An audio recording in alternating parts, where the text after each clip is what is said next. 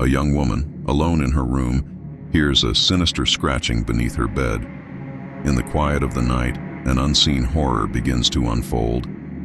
This is the chilling tale of Esther Cox, haunted and hunted within her own home in Amherst, Nova Scotia. Imagine her fear as the very walls of her sanctuary seem to close in, whispering threats from the shadows. Objects move of their own accord, messages of doom appear on the walls, and fires ignite from thin air.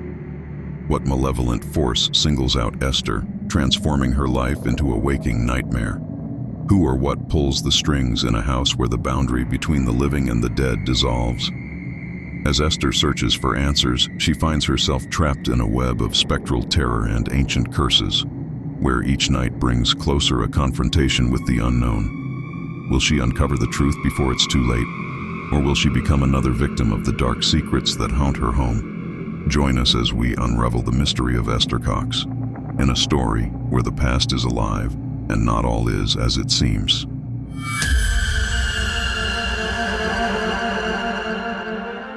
Hello, no one is available to take your call. Please leave a message after the tone.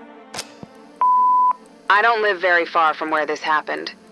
I think everyone from around here knows this story. I don't know if I believe it all, but it's a great story.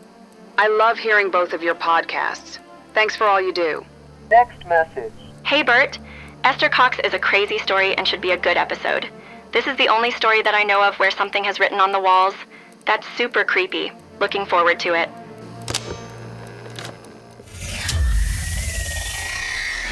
Welcome back to another episode of Retraced Echoes. As always, I'm your host. My name is Bert, and today we step into the shadow of Nova Scotia's past, following in the footsteps of Esther Cox, whose life was anything but ordinary. She was born in the spring of 1860 to a family of hardworking farmers. Now, Esther's journey, it began with heartache. Her mother passed away right after she was born, leaving a newborn Esther in a world already missing a piece of her heart.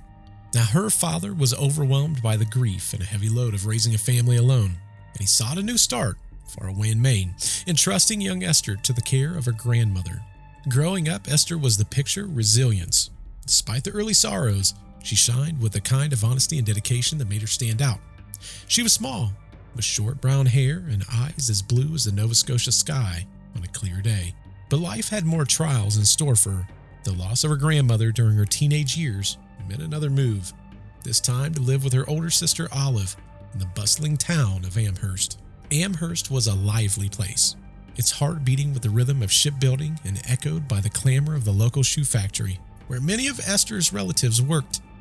Life here was pretty simple, yet it was filled with a rich tapestry of family life, where everyone knew everyone, and stories were shared around the dinner table. Esther's new home was a hive of activity, managed by Olive and her husband Daniel. The household was a sanctuary amidst the chaos of life. Esther and her sister Jane carved out a small haven in their shared room, a quiet spot in the bustling world of a two-story yellow cottage. The house at the crossroads of Princess and Church Street wasn't just a building, it was a warm embrace, a place where Esther played a vital role, helping with chores and caring for her nephews. It was a testament to the times, a snapshot of a family bound together by love and necessity. On August 18, 1878, Esther Cox's day began like any other. She shared breakfast with her bustling family, tackled her daily chores, and shared laughs with her nephews. Yet, beneath the routine, there was a certain excitement that bubbled within her. Bob McNeil, a shoemaker known through her sister Olive's husband, was about to take her out. Now, Bob was tall, he had dark hair, with a little mustache that added to his charm. But he was the figure of much talk in town, and a subject of concern for Olive due to his reputation as well as his modest living.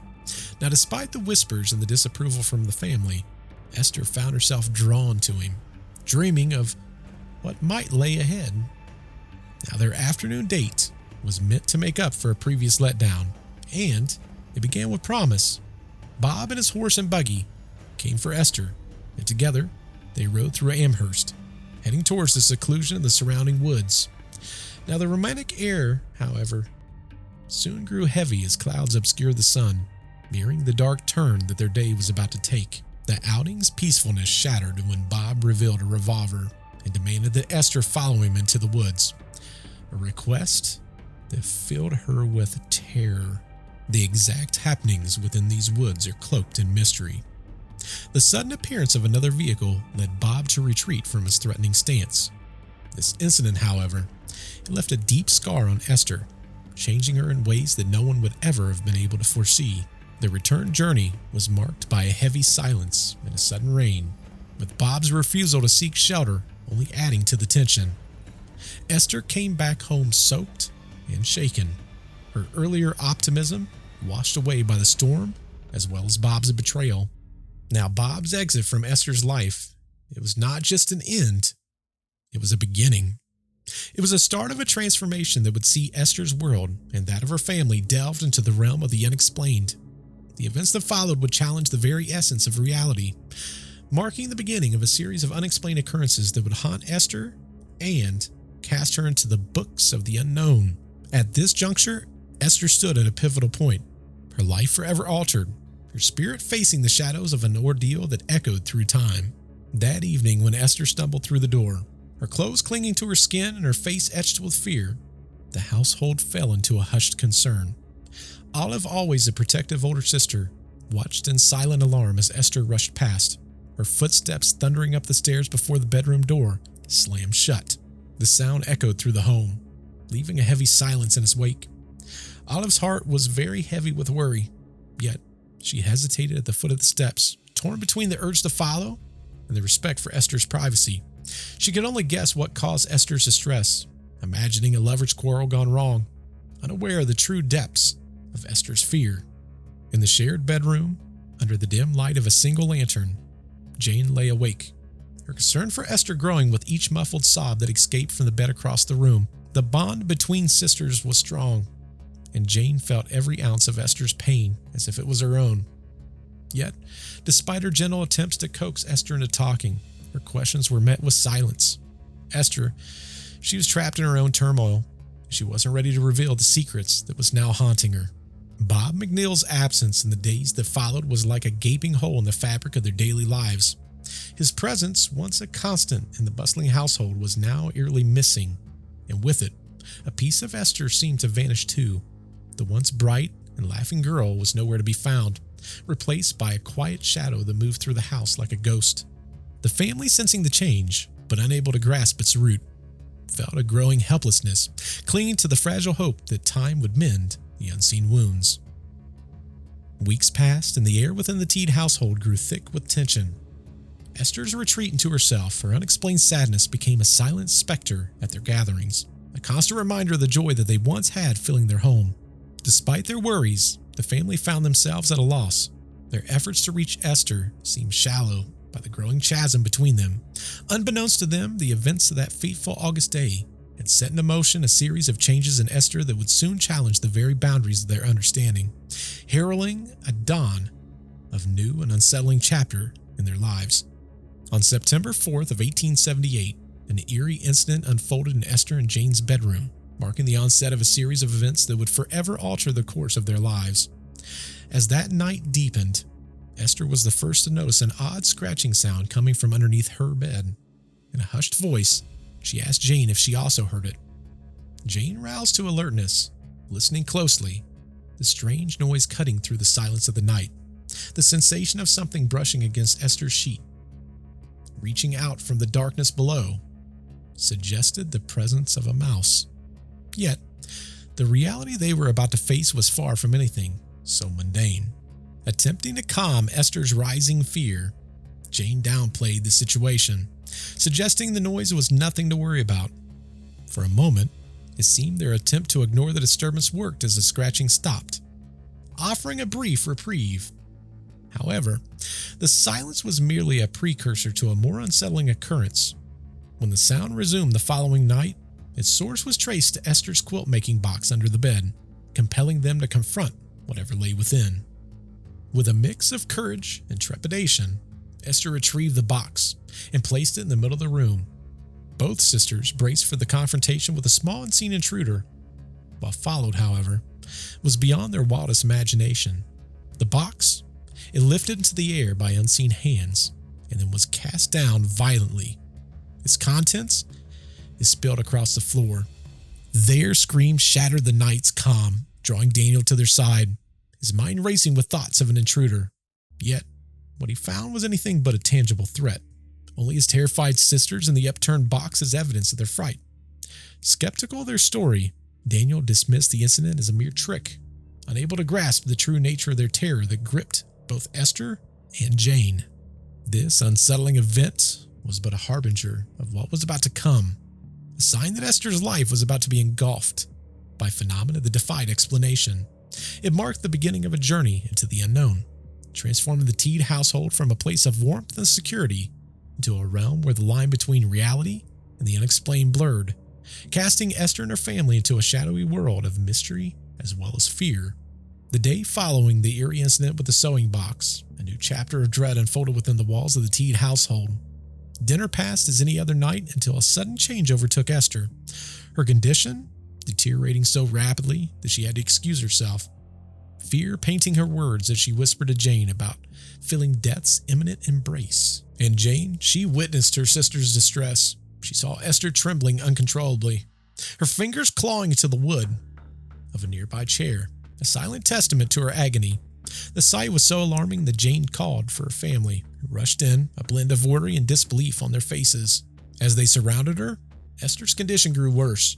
Her body seemed to swell, her eyes protruding in fear, and a feverish heat emitting from her skin. The family, caught between concern and confusion, jumped at a loud boom from above, as if lightning had struck the house. Yet Olive's quick check outside seemed to show only a peaceful night, which deepened the mystery of Esther's affliction. The night's air was then pierced by knocks from beneath Esther's bed, a mysterious sound that added to the family's fright, but eventually faded, allowing Esther's symptoms to subside enough for her to fall into a restless sleep. Morning, it brought no relief when Esther joined the family at the breakfast table, her face ashen, her spirit dimmed, and unable to eat. The brief moment of calm shattered as her mysterious symptoms returned with a vengeance, this time with an unseen force hurling the bed covers across the room, leaving Jane to faint in shock. The family, now facing Jane's unconscious form as well as Esther's tormented state, was plunged into despair. It was only when they realized that Jane had just simply fainted that Olive tried once again to settle the bed, only for the covers to be again violently stripped away by invisible hands. These events signaled the start of an unsettling era for the Teed household, marked by occurrences so bizarre they challenged the very essence of reality.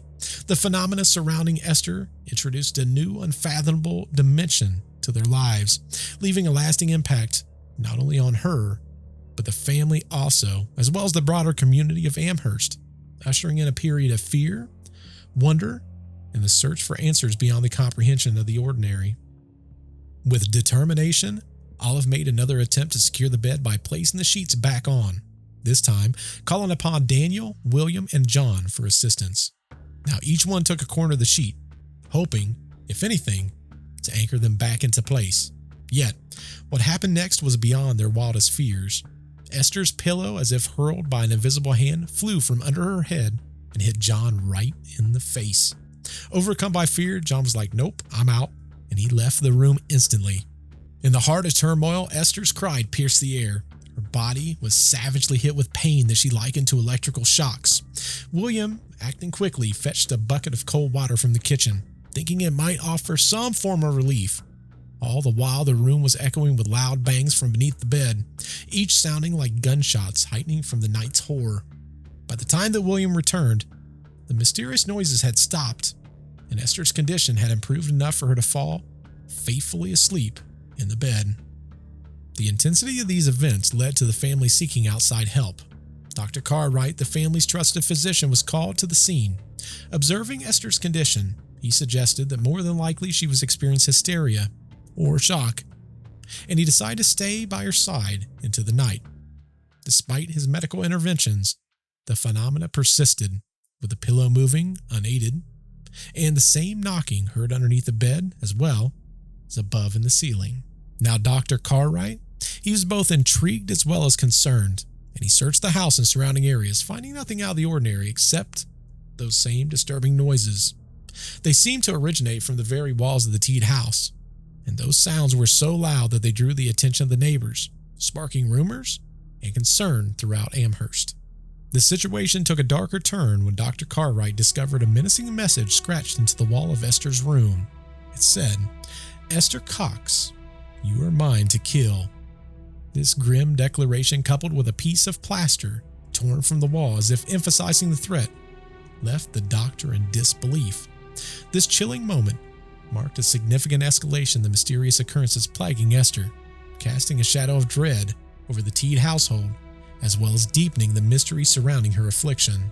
The unsettling events of the Teed household continued to escalate, with the mysterious occurrences taking a very dramatic turn. Following a night where the house was besieged by unexplained bangs, a brief silence allowed Dr. Carr-Wright a moment to kind of relax, only for the chaos to surge back with a renewed vigor the next day. To his astonishment, Esther seemed to have rebounded pretty miraculously by morning, resuming her daily tasks as though what happened in the night had not transpired. During another visit, Dr. Carr-Wright was confronted by yet again another perplexing event.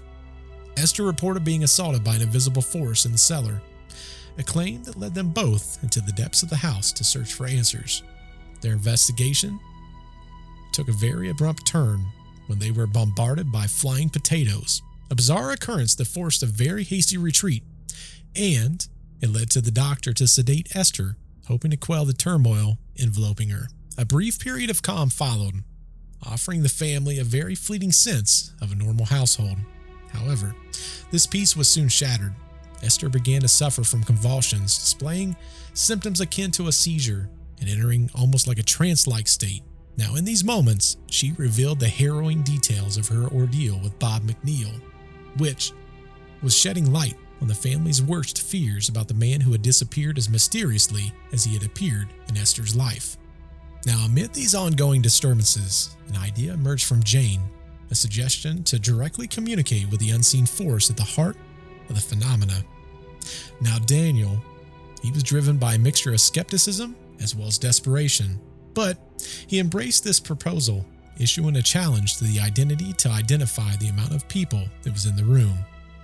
The mysterious response from the unseen presence, through 5 distinctive knocks, indicated the number of people present, marked a very pivotal moment for those gathered in the Teed household.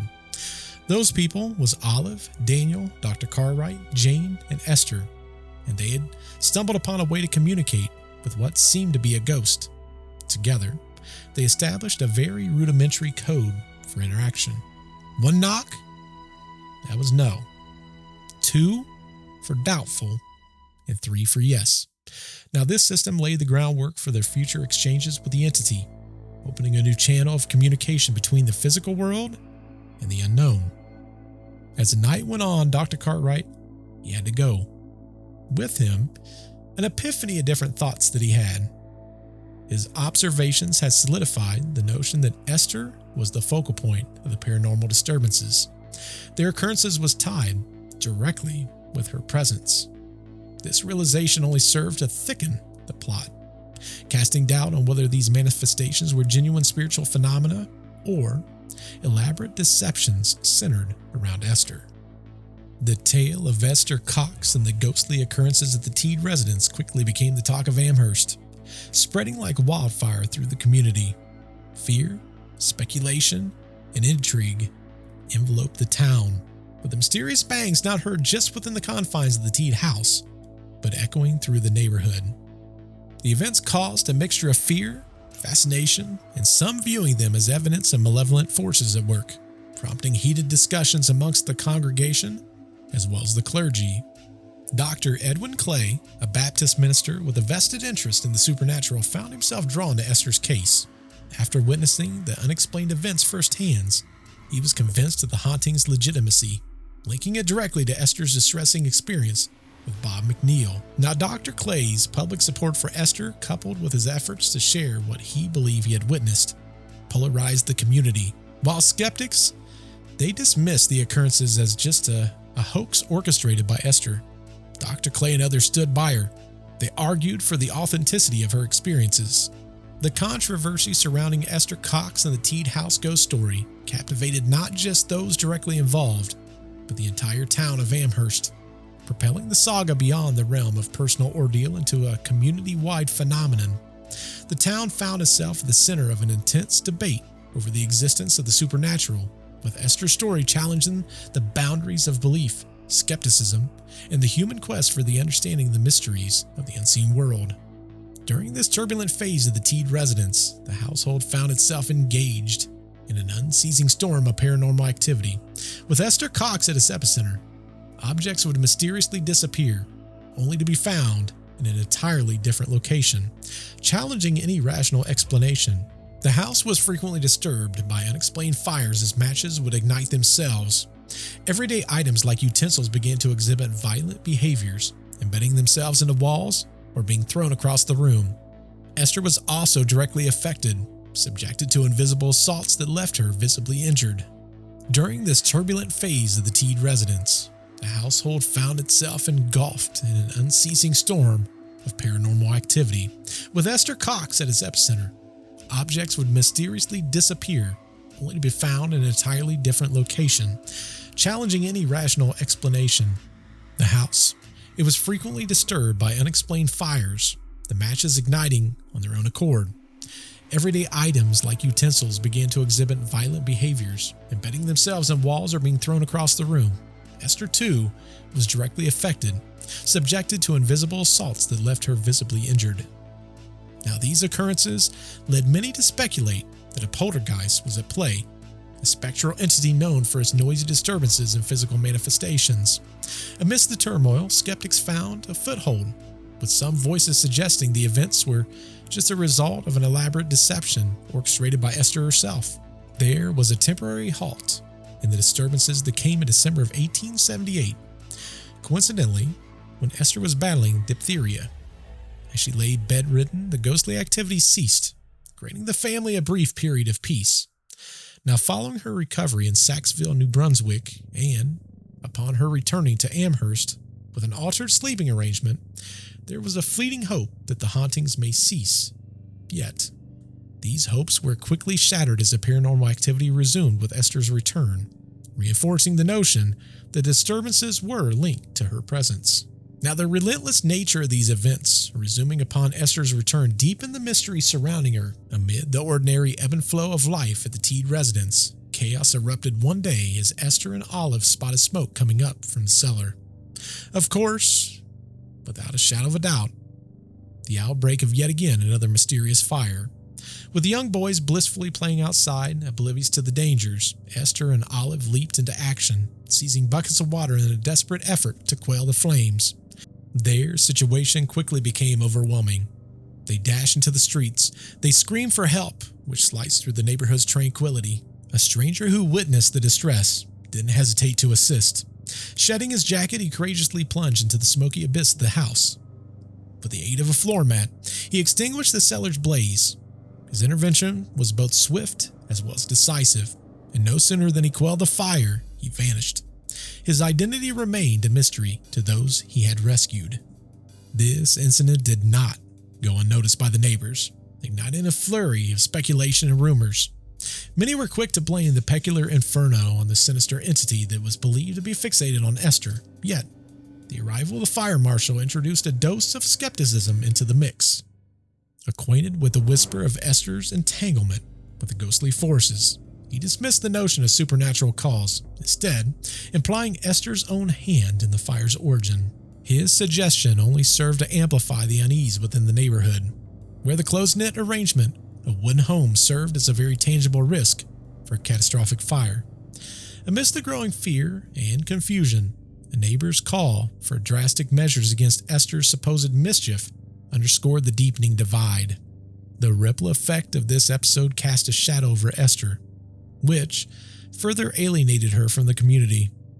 The blend of fear, speculation, and outright aggression that met her at every turn painted a very stark portrait of a community grappling with the unknown, torn between the empathy of one of their own and the instinctive need for self-preservation against the unexplained mysteries that had come to define the saga of Esther Cox.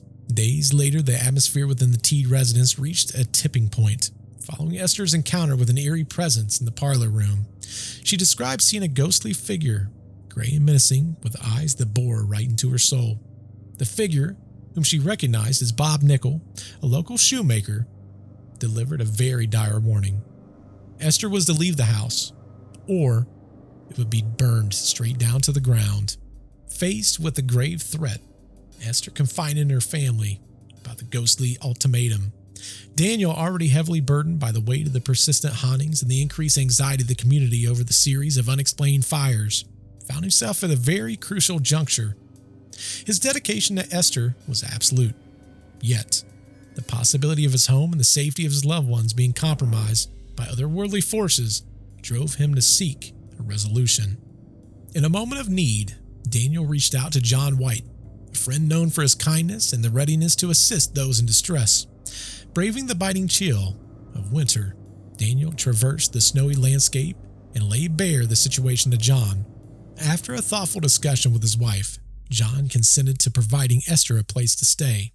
Maybe even a place where she could have a glimmer of hope of tranquility amidst the storm that had taken hold of the Teed household. This pivotal decision marked a new chapter in the troubling tale of Esther Cox, which signaled a change in the community's approach to her predicament. John and his wife's openness to shelter Esther underscored a vein of empathy and concern within Amherst. Of course, amidst prevailing fear and superstition, Esther's transition to the White family home initially appeared to herald a period of calm, offering her a much-needed reprieve from the relentless supernatural occurrences that had besieged her at the Teed residence. Now, for a time, her new surroundings were untouched by the chaos that had shadowed her life. Objects, they stayed where they were placed, and the unexplained fires that had become a hallmark of her presence, they ceased. The Whites welcomed her with open arms, providing the warmth and care of a family which undoubtedly infused Esther with a sense of comfort and belonging that she had been sorely missing. Yet this oasis of peace was fleeting. During the third week of her stay, while performing the simple task of cleaning, Esther found herself once again in the epicenter of an unexplained event. As she bent over to scrub the floor, the brush vanished from her hand, only to be claimed by an unseen voice declaring its possession. Esther's alarming scream summoned Miss White and her daughter Mary, who found themselves unable to explain the brush's sudden disappearance. Then, in a moment as startling as any other that came before it, the brush reappeared, dropping from above to strike Esther.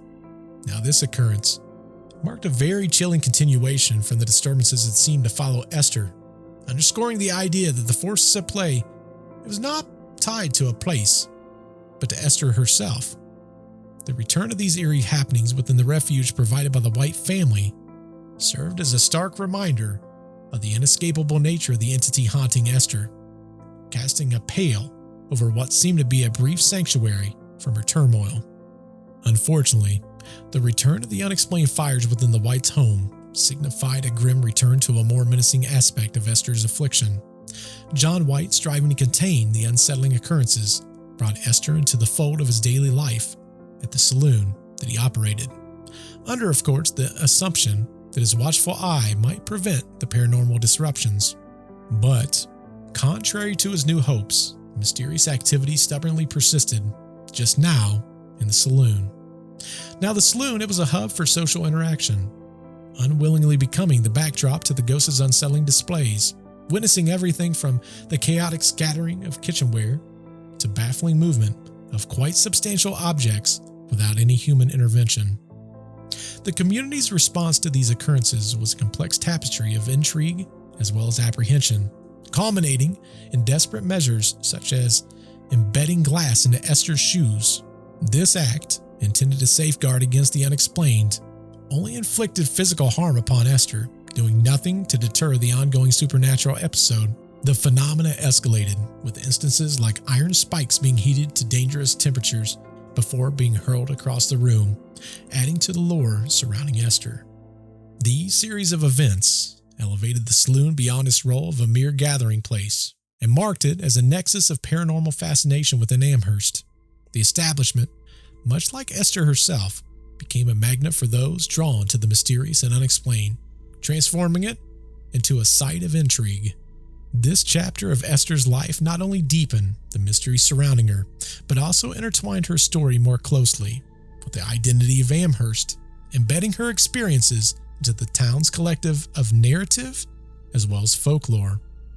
After a few months with John White and his family, where the saloon became an unattended showcase of the supernatural phenomena that followed Esther, her situation took another turn. John, he was overwhelmed by the continuous disturbances and could no longer host her. Thus, Esther moved to St. John, New Brunswick, to stay with Captain James Beck and his wife towards the end of March 1879. This new chapter lasted 3 weeks, during which Esther's experience attracted the attention of several scientifically minded individuals, including doctors and lawyers who were initially skeptical of the ghostly activities. These men observed unique methods of communication between Esther and the entities surrounding her, notably through a series of knocks and responses to a talking board, kind of a precursor to the Ouija board, which was not yet invented. Now, this method allowed them to spell out words and sentences, fascinating a direct line of communication with spirits. Among the entities that made their presence known was Maggie Fisher, who was claimed to be an old schoolmate of Esther's, as well as Peter Cox, who claimed by Esther as being an ancestral spirit aiming to protect her against more malevolent forces like Bob Nickel and another entity named Mackie. The skeptics were taken back by the casual manner in which Esther interacted with these spirits. By the end of their visits, the skepticism had turned into belief in the haunting that Esther endured.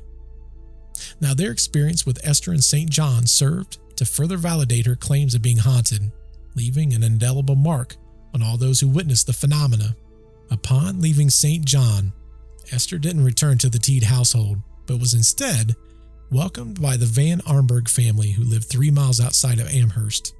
This move represented yet again another attempt to find a peaceful existence away from the disturbances that had so drastically shaped her life. The ongoing saga of Esther Cox, marked by the interactions with the unseen and scientific community's engagement with her case, continued to weave her story deeper into the fabric of local and supernatural history, leaving all those who encountered her to ponder the mysteries of the world beyond. The narrative of Esther Cox and her encounters with the supernatural continue to unfold in fascinating ways, as well as some would say probably unsettling ways. After leaving John White's household, where her presence had become a spectacle for those curious about the paranormal, Esther sought a new haven with the Beck family of St. John, New Brunswick. This transition represented not just a change in the location, but also a continuation of Esther's struggle with forces beyond the ordinary.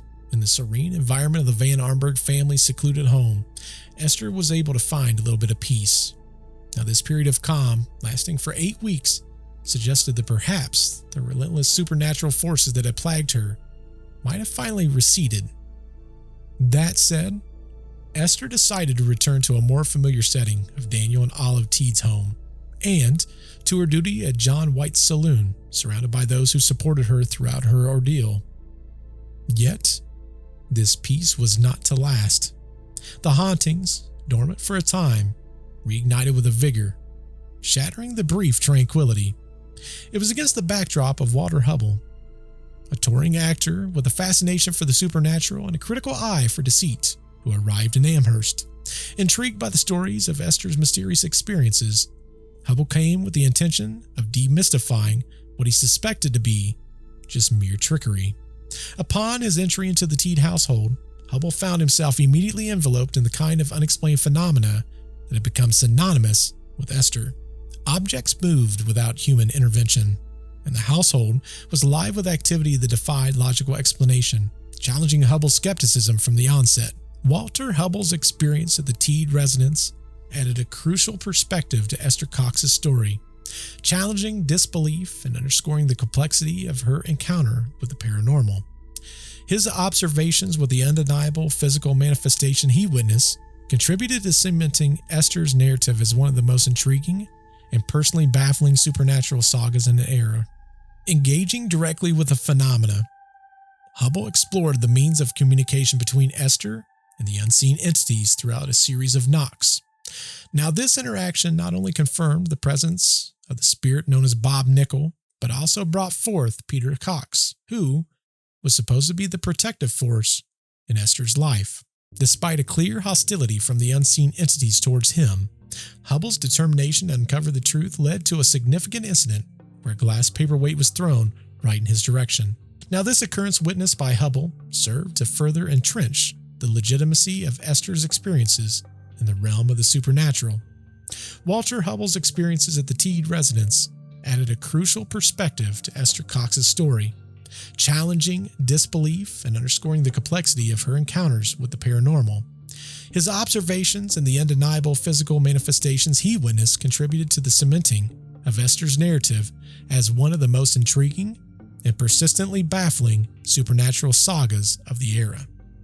Now, during Walter Hubbell's prolonged visit to the Teed household, the environment was rife with the unexplained phenomena, solidifying the house's status as a hotspot for supernatural activity centered around Esther Cox.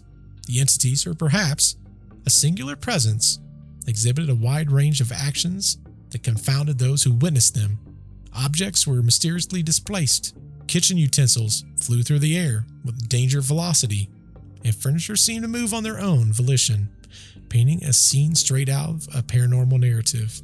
One of the more distressing episodes involved Esther directly, as she was subjected to painful pricks from unseen forces, resulting in physical harm.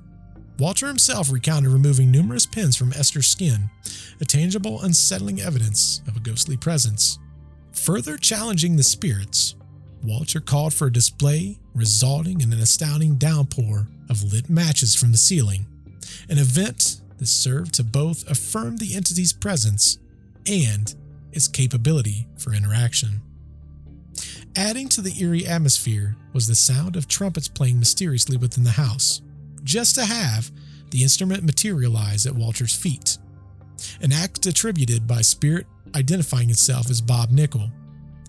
This period of intense activity provided Walter with ample material to document, capturing the essence of the haunting that besieged the Teed residence. His detailed accounts of these events, as well as the narrative of Esther's initial encounter with Bob McNeil, laid the groundwork for a comprehensive portrayal of a family tormented by phenomena that defied logical explanation.